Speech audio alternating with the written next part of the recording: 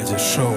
Sevgimize gözlük biz onu birikte İkimiz ayrı yerlerde Sebebi yalanları yazımızın önünde koyar Allah beni sevim hoppi Güzemek seni men göresim gelen hoppi Gel şeydip söndürmen içimdeki hadi Sebebi izine dolat bile ne vakti ne de seni Yine de küsüdüm ben yar sesini Sen aradaki bu azapların hemmesini Onu duyamak mı?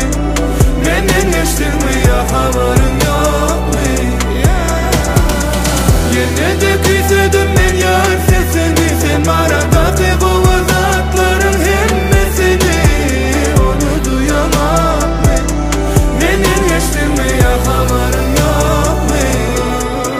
Başımda yapama gülküler bu yüreğe batırıp tikenlerini Acısı yetik sözlemlerden kaçıp gidesim gelse de bir yerlere İçersen el yöne benim önküyüm el yöne Sana varmayacak yollardan geçe hasret yüklü kervenler Benim içindeki sen delik önkü yarı derinde başardan o Daşarda kuyuz has şunlara iyi koyun yaraların bitinine kömek edin o Kiştatini kiştagat kiştada huluğun o adam Ben çıkacaktım ama bir vada men yadıdım gelecek val meni karanlık bir kaptan